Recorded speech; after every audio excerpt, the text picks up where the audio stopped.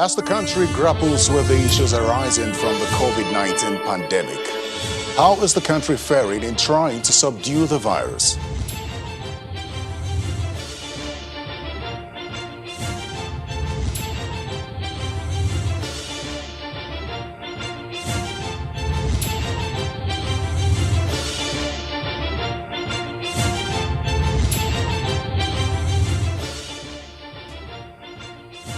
What are the expectations on the issue of security following promises from President Muhammadu Buhari to reorganize and re-energize the nation's security apparatus?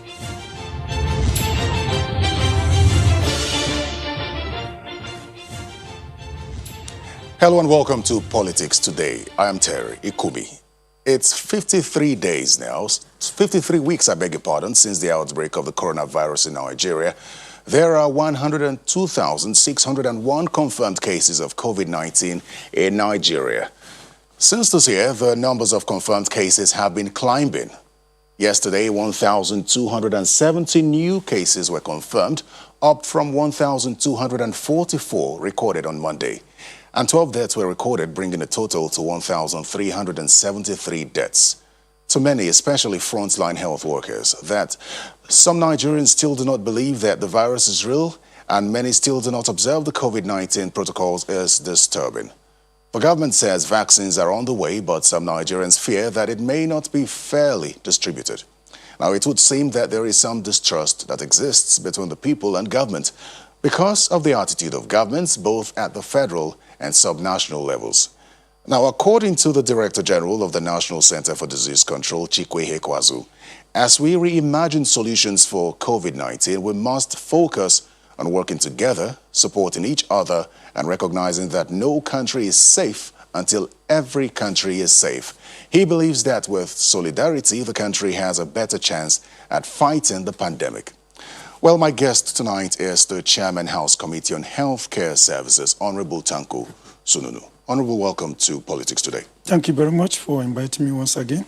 I just want to find out quickly from you, as Chairman of the House Committee on Healthcare Services, since the second wave, I know the National Assembly is on recess, but what level of engagement have you had with the PTF on the rising numbers so far? Well, thank you very much. Let me say, even though we are on recess, you can see I'm right now in Abuja. I just came back from my constituency. Prior to when we, just 2-3 days before we closed the house, we had an oversight function, and we went to the PTF office, and we were fully briefed by the chairman of the Presidential Task Force, who also doubled as the Secretary of the Government of the Federation. He told us what they have so far been doing, the challenges, and we rub up mind to see how we can address some issues. Part of the success story we are informed, of which I also try to physically assess some, is the fact that when we started, initially, we only have 4 laboratories that are functional. But as of today, we have over 100 laboratories distributed nationwide that can effectively diagnose COVID-19. And also, not only that, when we came, we have very few isolation centers and ICUs in the country. As of today, government and non-governmental organizations that came together, we can say we have multiple isolation centers that are functional. Earlier, before that, you also have to know that the country was just taken unaware, just like the world over. And it has tested the capacity of the country and the world over to see how the resiliency of our healthcare delivery. Nigeria was also not left about. What we noticed at that initial, the first wave, was that we lack resiliency in the sense that common diseases that are known, that are chronic, people suffered in where they can go to get attended to. And that added much to morbidity. And in some states, you find that because of the lockdown we had there, and there is that fear of nosocomial acquiring disease in the hospital, people stop themselves from going to hospital. Physicians are also scared of how to approach disease, being a novel disease at that time. But that gradually has winded up, and we have now confidence in the this, and we also in the management team. We also have to know that even though we have the second wave also came with a special feature. One of these special features, the virus shows that it's more virulent, and then it affects especially those with comorbidities, like those with diabetes, hypertension, or chronic bronchitis. Are you talking about the new variant of the virus? Yes. But it hasn't been clearly stated that has been discovered in Nigeria yet. No, that means what I'm saying, that the second wave itself came with that. The nature, the aggressiveness of the first wave is less than that of the second wave. Why do you think that is so? Are there certain actions or inactions that could be responsible for the rising numbers of the COVID-19 cases in the country? Yes, it couldn't be said an inaction or this is so to say. You should know that prior to second wave, economy was so battered, transportation was disorganized, everything was almost going down. But then gradually, when the world succeeded in trying to flatten the curve, people thought, this is time. Economy has to be open, school has to be open, and all this are there. And you cannot continue to sustain that lockdown, especially here in Nigeria, that a lot of us have to go out and work for what they are going to eat tomorrow. So when you sustain that lockdown, it becomes a problem. Now, as we are going, the country economy is open up, and then there is increased traffic rate in terms of going in and out of the country. And then with coming of the news variant of the virus itself in some developed country, especially the UK, when you see that most of the destination of Nigeria is Nigerians, is usually UK, en route to other countries or specifically going to UK. So that can also explain the number of this. And then the other issue is that a lot of people will not, some of them will refuse to submit themselves to 7 days post-arrival COVID tests so that we can know who are those abhorrent organisms. You understand? Because you may be a carrier arriving today, but because you have not developed symptoms, you are within the incubation period, the airport screening may not be able to detect you. And that's why you are advised to go and isolate yourself, and then you report to the centers where you can get screened after 1 week. A majority will not. And then Nigerians too are not good in keeping themselves even in the US, you find that the number of deaths among black is high because black have tendency to go to visit Russian social gatherings and rest. That's why I asked the question of what actions or inactions could be responsible for this, because clearly you've talked about the responsibility on the part of Nigerians who have come into the country and failed to submit those tests or submit themselves to self-isolation. However, many have questioned why there is no means of, actually containing the people who have come into the country, or at least tracking those who have refused to submit those tests and taking appropriate action. Yes, the immigration has released the list of Nigerians, the passports of those who have been placed on ban. Do you think that has helped? Well, that will have helped because it shows that the country is also ready to handle the issue aggressively. If a businessman is barred from going out of the country, it's serve a lesson to his neighbor that, look, if you go, you must subject yourself to the country's rules and regulation. Otherwise, your business will suffer. Some of them are a lot of international businessmen. You understand? So the little we are putting will actually impact positively. But the major issue is that that's making it worse as of today now. You have mentioned it in your remarks when you are trying to give the background analysis. We are still in a situation where a lot of Nigerians do not believe that the COVID exists. It's only those who lost one of their close relations and rest that believe that it exists. People thought it is a way of trying to frighten the country or trying to find a way of trying to siphon government funds and others. These are all accusations that people do tell us in our constituency that this is existing. But the actual fact is that COVID is a reality and it's existing. We do know that. But would you blame Nigerians considering the attitude of governments? For example, the national identity card registration process that many have called for cancellation. Yes, the National Assembly is on recess, but many would have expected that at this stage, the National Assembly would have waded in. We've heard nothing from not even the leadership or the Health Committee on this issue. A point of correction. In the House, it was raised as a motion of urgent public importance. It was debated. No, just a second. Yes. I think you're missing the point. It was raised in the House before the process commenced. Yes. The call was for an extension. That extension was granted, not as much as the House wanted it. However, since the registration commenced, there have been large crowds gathering at NIMC offices, which a lot of people have complained about. Even the staff of NIMC have claimed that some of them have caught COVID from those crowds. Yet we've not heard anything about it from National Assembly, at least not the leadership or the health committees of the National Assembly. No, I think we had, I had a time, there was a time I were being trying to pass messages, especially through my handle and rest, to call people on to be safe. But you see, actually, I quite agree that there's need for government to not say just 6 months. Because the issue is that once you give time, Nigerians have the tendency not to go until last minute rush. You understand? We can simplify it in such a way that other avenues can be created. So the government can subcontract this registration to different organizations that can do and assist. All you know is to have a central data where the data of everybody can be pulled together. We have done so with the BBN, and then they are also married together. So I think what is needed is for the government to increase the number of centers that can do that. Accredited, give them a standard criteria that they will follow, and don't admit more than 3 people per time.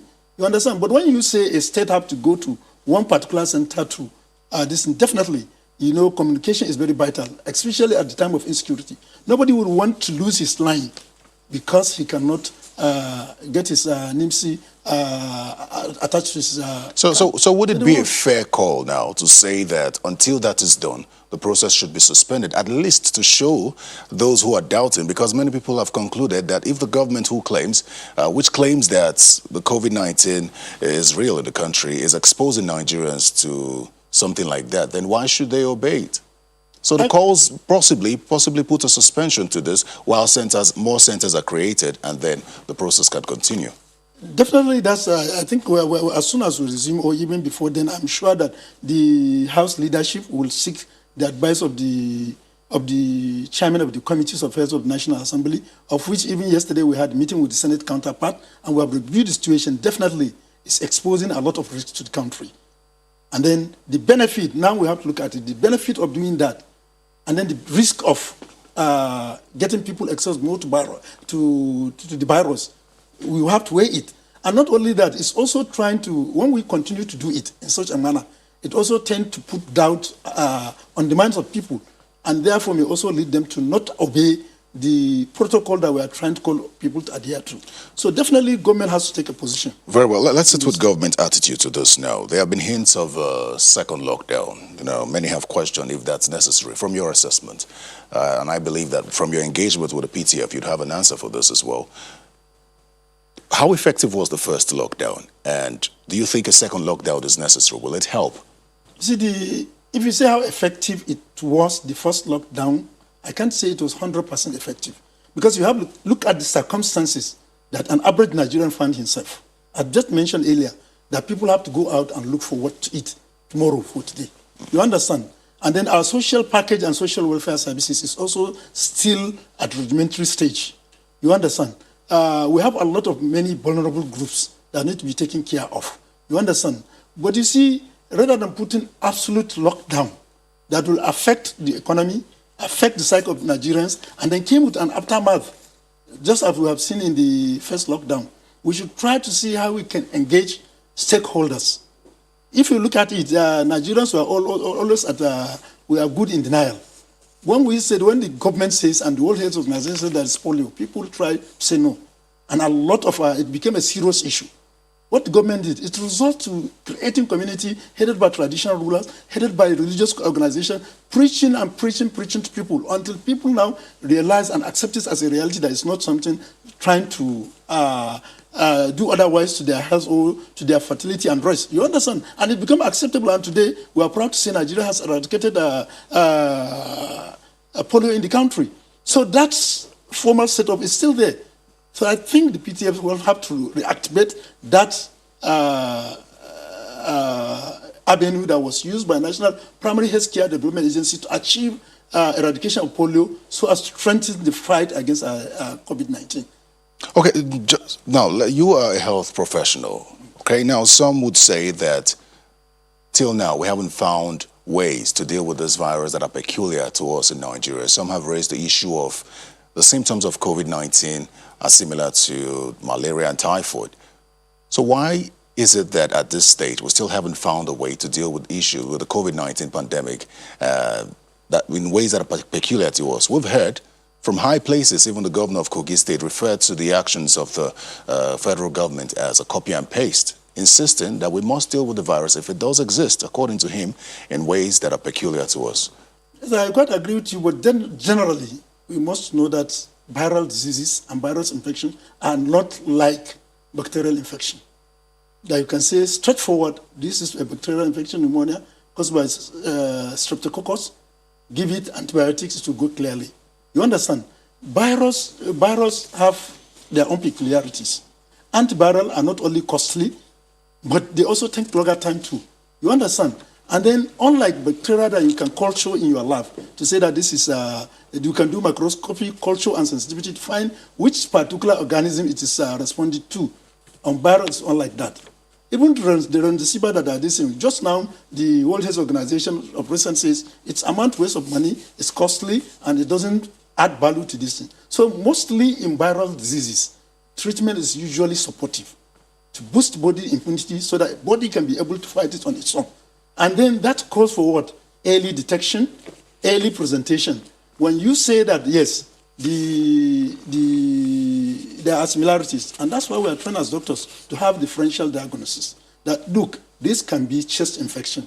It could be pneumonia. It could be viral. It could be all this. Now you have 5 different different diseases that you think. And you now try to find which one is deadly by trying to type. Okay. And where you can have access, where you cannot differentiate, you go to the lab and find the solutions. Okay, let's go to the issue of the vaccines now. It's not clear who will pay for these vaccines yet, as no budgetary provision was made in the 2021 budget. And it's really worrying that Nigerians are beginning to question whether the federal government is really committed to vaccinating all Nigerians as is expected. As a lawmaker, does it worry you that you don't know where the money for the vaccines will come from? You see, we have to differentiate the 2 sources of vaccine that we are talking now. The first source is the global donation to the countries, of which Nigeria is going to receive about 100,000 doses. Which doesn't cover the entire it doesn't country. cover the entire nation. But you see, government have way of provisions. There are a lot of provisions that can be utilized under service-wide board. You understand? And then thereafter, we follow it up to see how the government will now come up with a modified. Look, if you look at the 2020 budget, the COVID expenditure wasn't in the initial provision of the 2020 budget.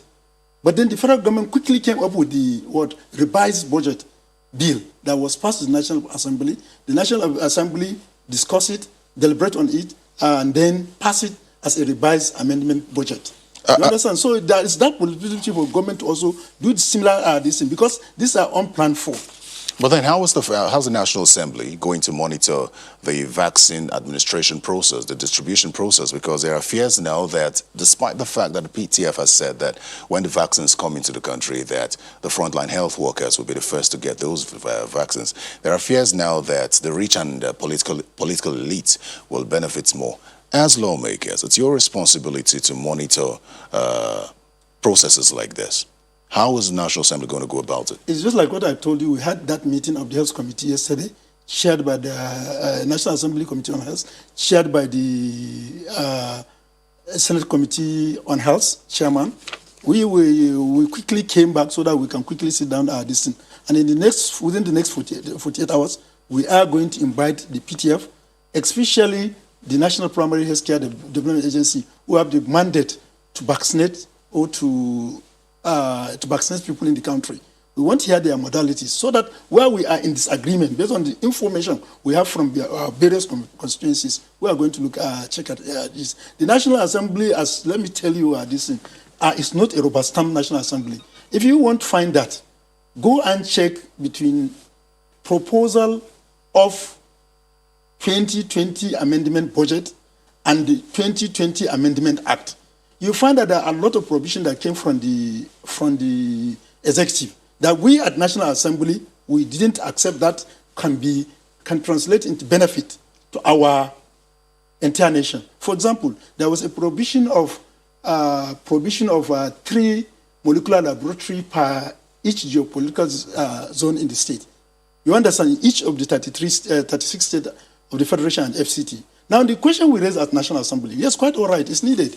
But then, is it going to be effective? Okay. Who will monitor the labs? Who provide manpower? Are states ready to take over from the federal government? And we said, if that cannot, then it's better we try to upgrade our existing laboratory in our tertiary institution. All right, Honorable And if you Sununu. go there, you see a lot of things. Has been The done. issues of transparency as far as this is concerned is very much important, and it's something I think we'll sit on. But let's take a break and we'll be right back. But I understand that it's time to say goodbye to you. I had a good conversation with you. I thank you very much for finding time to come speak with us. Honorable Tanko Sununu, Chairman House Committee on Healthcare Services. Thank you very much for your time. Thank you very much, sir. When we come back, we'll look at improving the country's security situation. Please stay with us.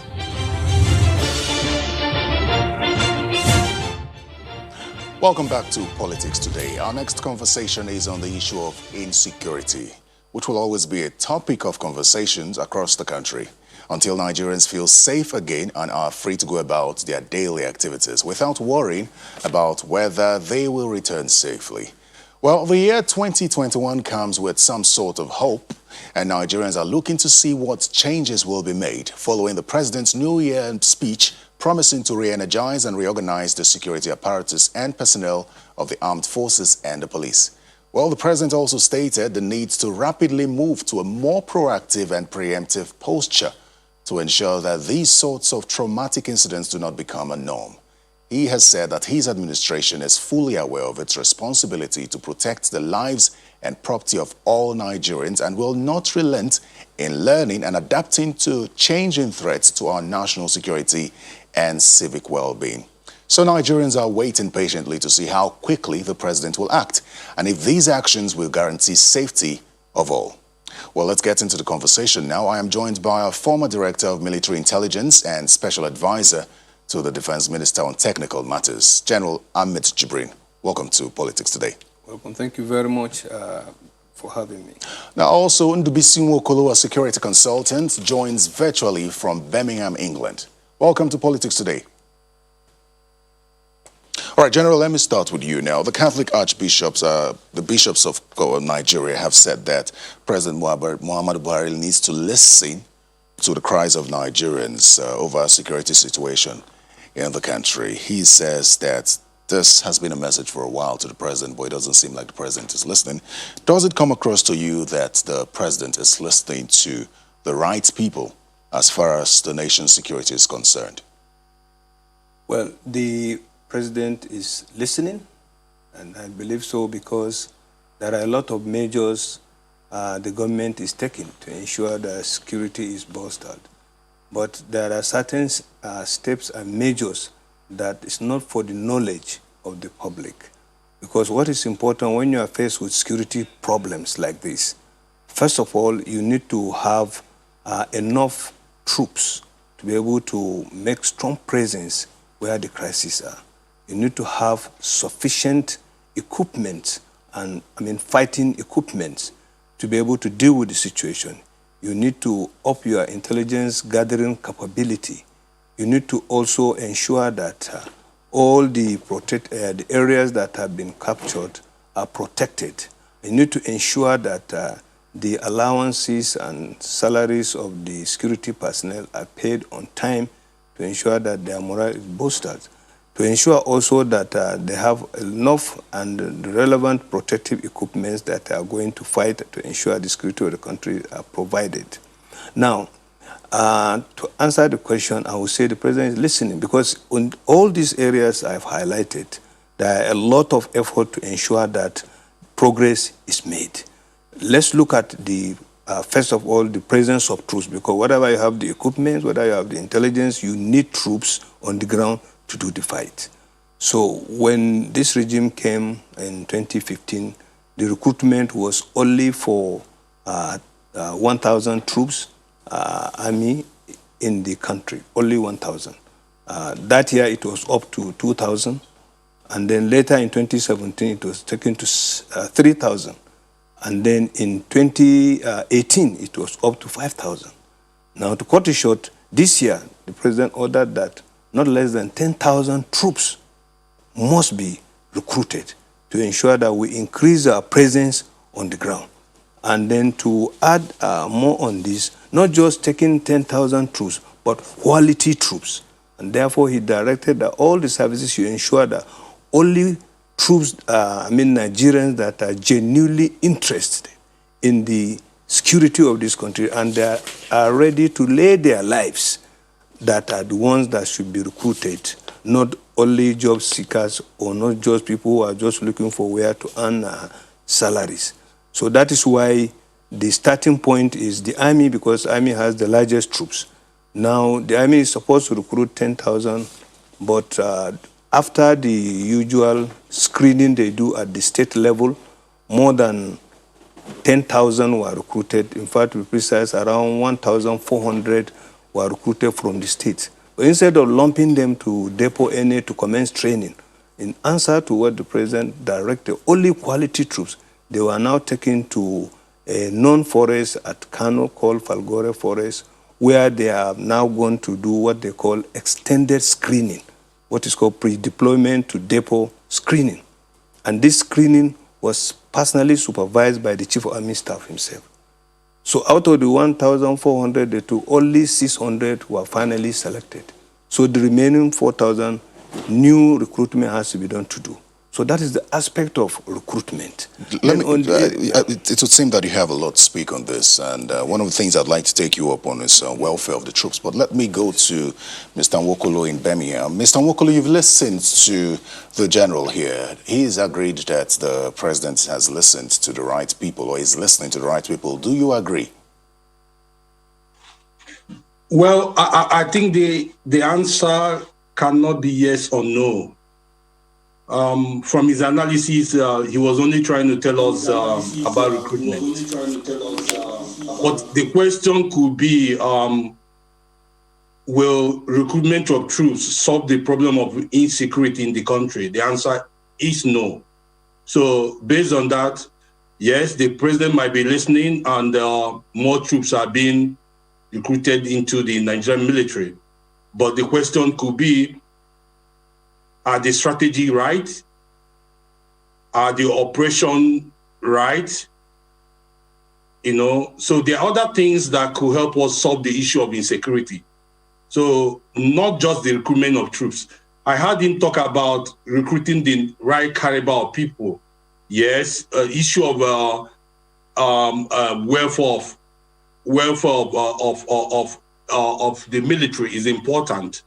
But one can equally ask, what has led to the low morale among, you know, our armed servicemen and women?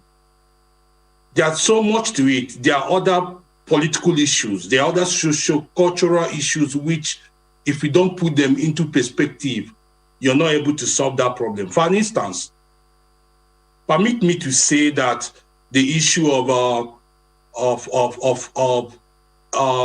retirement of military people that have gone, you know, who have served a number of years. I know since the president took over since 2015, a lot of major generals and people in that caliber have been retired. But we equally know that there are people who have continued to stay in the military, even when we think they are no longer giving what they should be giving. So, and I think after a certain years in a service, one will continue to go down. So, recruiting men and women into the army. Just a second, are you referring to the service chiefs in this case? Of course, that's what I'm referring to. So, so to some of us who are within this space, we think they've given their best. So we need to rejiggle what we have now to bring out the best from what we have. So if we continue to keep people who have given what I think is their best, we may not be solving this problem. Mr. Nwokolo, what do you think that the removal of the service chiefs will do to the security architecture or security general of the country? What impact will their removal have?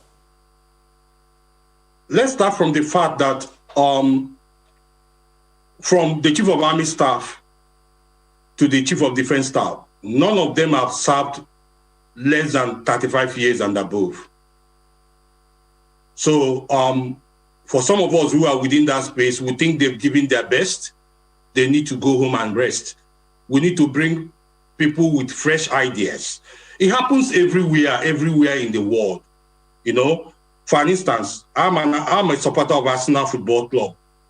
And I know that 3 weeks or 4 weeks ago, our coach was looking at his back, thinking that he was going to be sacked. He has not even dodged the bullet yet.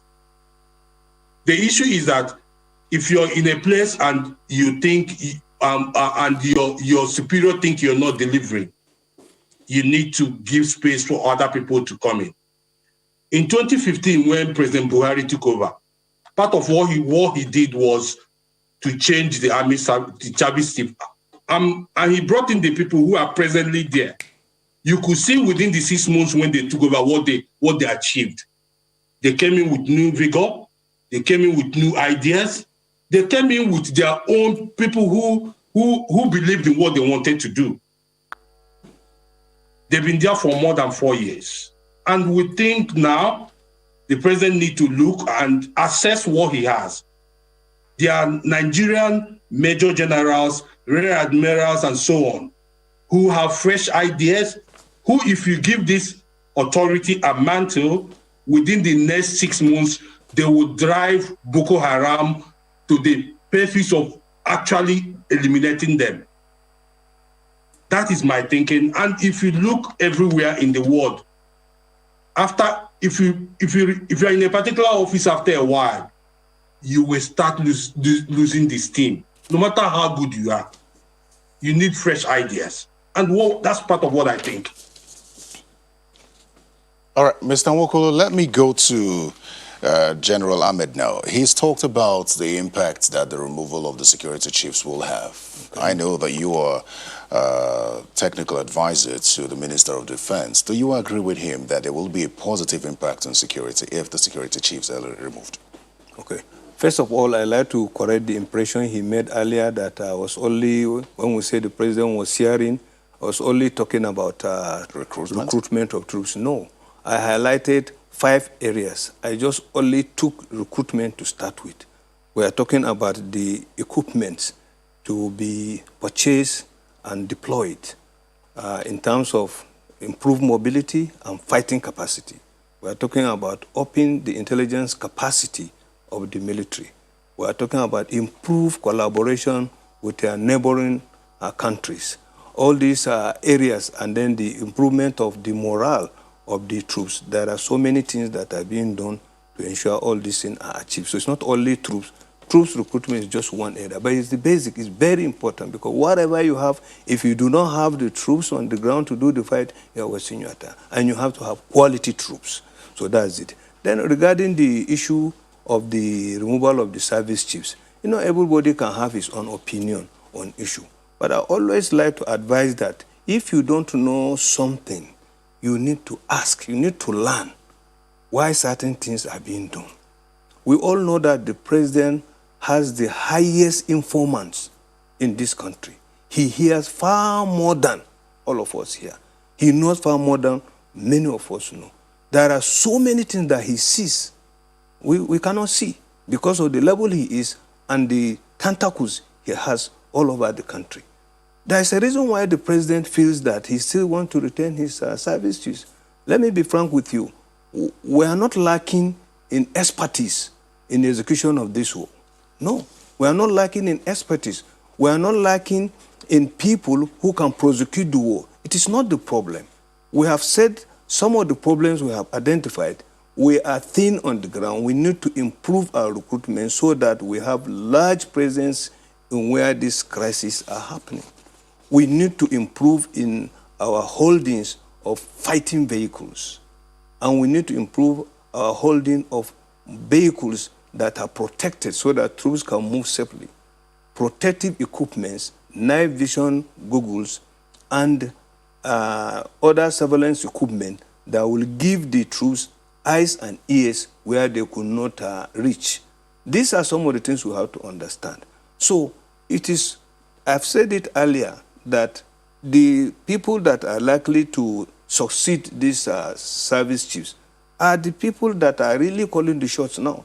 If you go to the services headquarters, you will see them. They are the chief of policy and plan, they are the chief of operation and training, they are the chief of logistics, they are the GOCs on the ground. You think they're the ones with the ideas? These are the ones that will, first of all, to succeed the chief. One of them or two of them will be the ones to succeed the chiefs. And they are the ones actually running the shows. The chief of army staff gives broad guidelines as to what he wants. He may say, okay, I want to make sure that the social sector, I want you to make sure to maintain what you have there. Social sector, I want you to move ahead and capture so.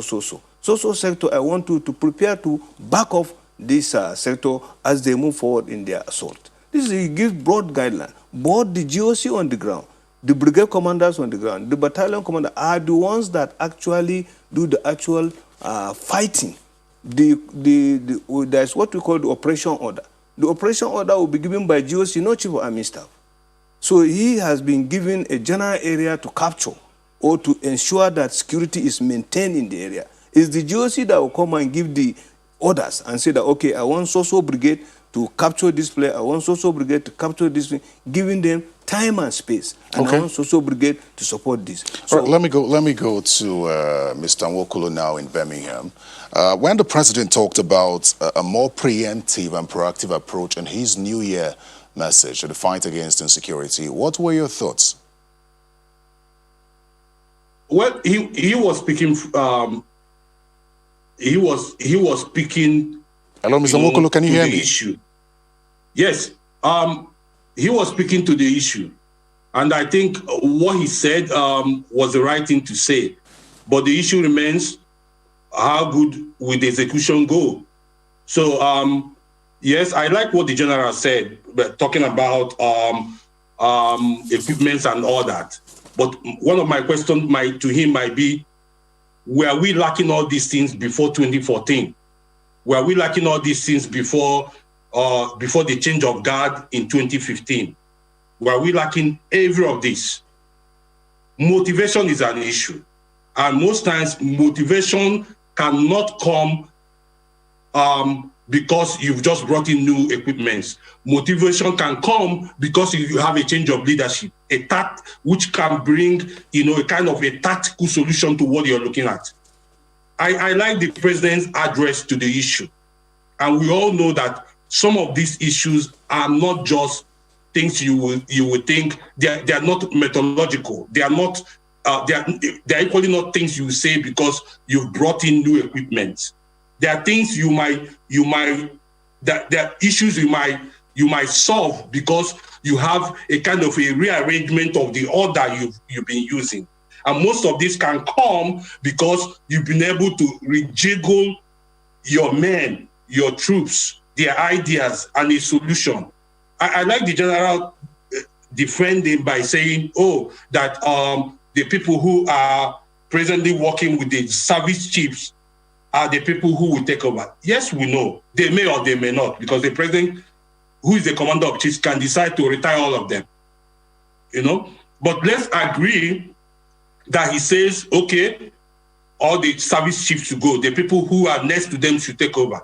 Remember, if you're not the number one, you're not the number one. Remember, some people will always tell you that a vice president is almost like a spare tire. He can only come when the president is not there. So if you're not the chief of army staff, you are not the chief of army staff. So my answer is, yes, I like some of the issues that the president has been able to... Let the general respond to you quickly, please. The only thing I will say here is that we have to be very careful. When you're comparing military structure, military hierarchy, and military leadership, you will be very wrong if you try to compare it with your company, with the way the state administration is run, with the way the structure of government is run. No. Command and control is very, very key to all these things. What troops want is a leader that is providing them with the wherewithal to fight. It doesn't matter if it is Buratai, if it is Marshal Sadiq, it doesn't matter. All they want is the person who will provide them the wherewithal to fight. If you overlook the issue of equipment and you are thinking about it's a leader that will come and do the fight, you are making a big mistake. A leader has his own place, role to play. It's very, very important. But there is nothing he can do if he doesn't have the right equipment. And motivation is not just about having a new leader. There are so many areas of motivation. I tell you, there are a lot of measures, for instance, now the president has taken to boost the morale of veterans.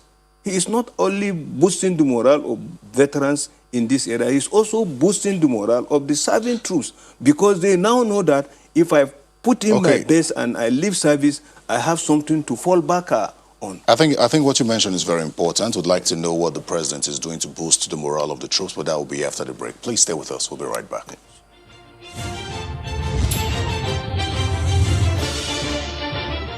Welcome back to Politics Today. I'm speaking with a former Director of Military Intelligence and Special Advisor to the Defense Minister on Technical Matters, General Ahmed Jibrin, and also Ndubisi Nwokolo, a security consultant who's joined us from Birmingham. General, I'd like you to conclude your thoughts on the morale of the troops. You said just before the break that the President is doing so much to boost the morale of the troops, which is very important, as stated by the security expert as well, Mr. Ndubisi Nwokolo. Exactly.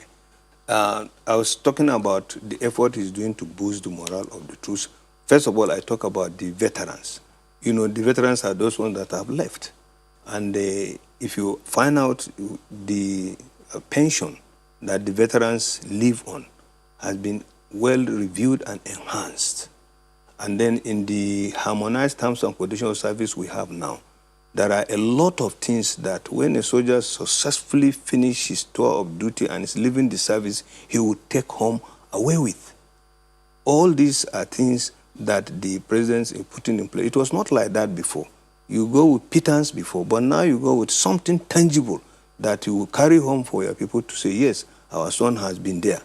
Then there are other areas, like I told you, the most important morale boosting facility for a soldier is protective gear. A soldier wants to move confidently with his fragmented jacket, with his ballistic helmet. These are areas that were lacking in the past.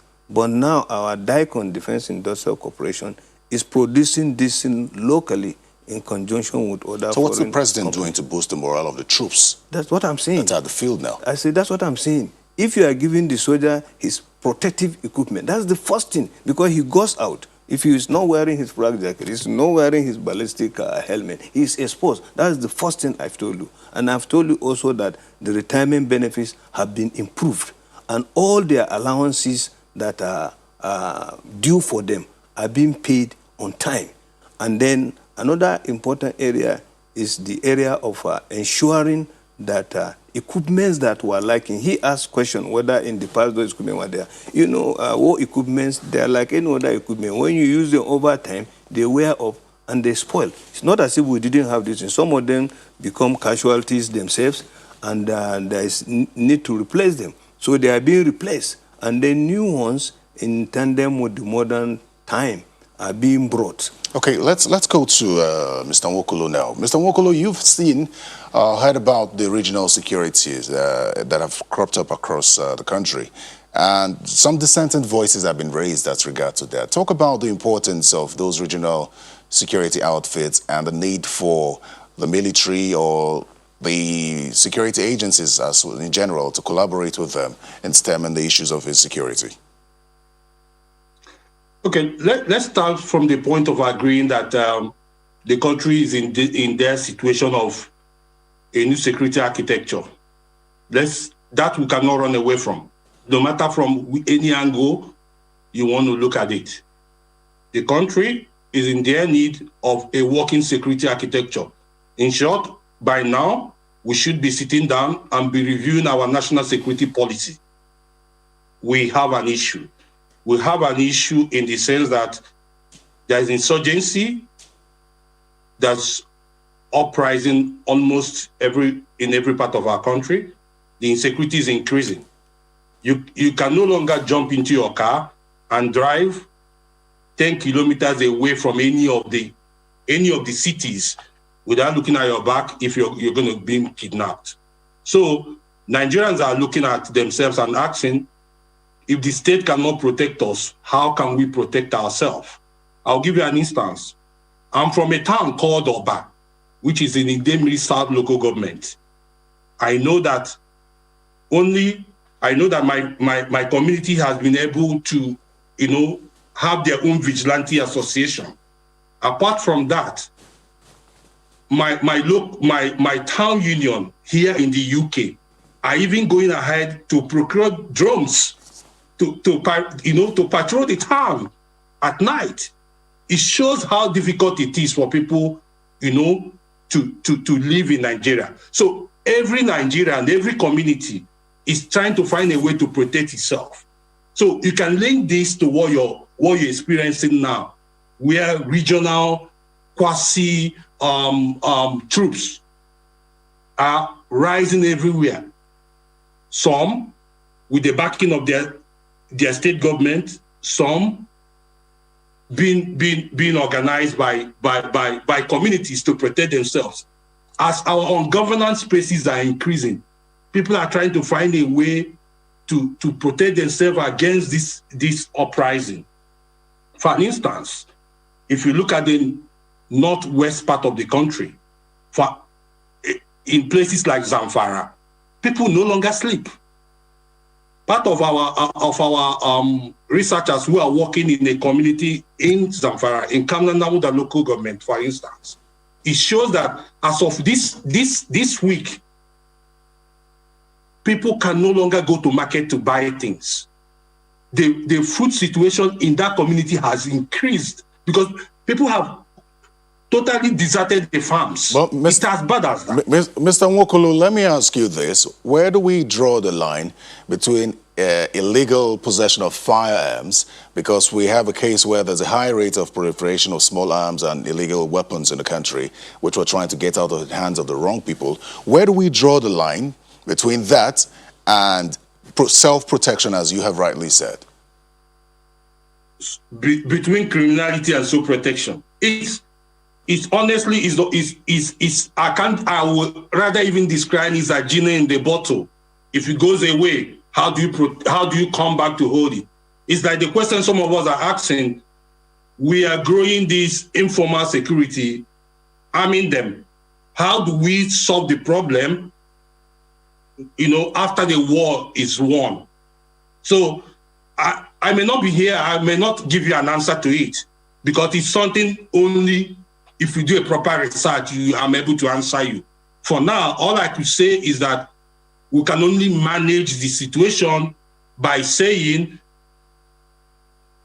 just like what the general said, maybe increase the number of our troops, but with the situation we have. Let me go to the general now. Mr. Nwokolo has talked about the need to review the national security policy. I don't know if you agree with that, but if you do, as someone who's spent so much time in the military, what changes do you expect to see? Well, like the document you mentioned, National Security Strategy, is being reviewed periodically. It has just been reviewed 2019. So now it will be reviewed after another 10 years. So before that time, any other thing that comes will have to be factored in the form of ad hoc or subsidiary amendment, which must have to be incorporated. Now, the things I think we should try to understand is we should make every effort to remember that the military is not the only security agencies. The police is there, the SSS is there, and other security agencies are there. We need to reduce the involvement of the military in what is purely internal security problems. Because like we are talking about this regional arrangement. Okay, talk about the states where the regional arrangement is. Tell them you want to withdraw the military from the normal patrol duties they do. They will not agree. So this regional arrangement can only assist what the military is doing and the police is doing. The military will be very, very happy if CNC today say, all of you go back to barracks, because actually they are supposed to fight to protect the country against external aggression. Involvement in internal security is not the specialty of the military, but they found themselves doing it and they are doing well. So what is important is for Nigerians to appreciate this fact. If this fact is appreciated, if you are brought to do something that you are not created to perform, it's not likely that you will be at your best. You are at your best when you are doing what exactly you are created for, what you train for. So this is very, very important. And then the aspect of the regional security, I have to emphasize, is allowed once the necessary procedure is followed, the guidelines are followed, legal provisions are followed. It's okay. They can complement the arrangement we have right now. But the best form of arrangement, I think, is the community policing. Okay. Because it's still the locals that will come and be recruited and trained by the police. All right, we're almost out of time. Let me allow Mr. Nwokolo give his final thoughts just as we close. Okay, my final thought will start from the question, the point he made about the national security policy, which I spoke about. It's so unfortunate, sorry, General, but I don't think reviewing a document that one has not even implemented is the right thing to do. We have a national policy that does not work, that we do not even implement. So reviewing it is just telling ourselves lies. We should start by first making sure that if we have a policy document, we implement it, then we can talk about reviewing it. But move that to what we are facing. I think the government need to call, the president need to bring stakeholders together. That should be, as of yesterday. Thank you. Yesterday, a meeting that will involve people in security sector working with Mr. the government. Nwokolo, our time is up. Thank you. I'd like to say a very big architecture thank you to you. Mr. Nwokolo Ndubisi is a security consultant. Thank you very much for your time. And let me also say thank you very much to former Director of Military Intelligence and Special Advisor to Defense Minister on Technical Matters, General Ahmed Jibrin. Thank you very much for coming. Thank you very much for having me. Well, that's politics today. Thank you very much for your time as well. I'm Terry Ikumi. Goodbye.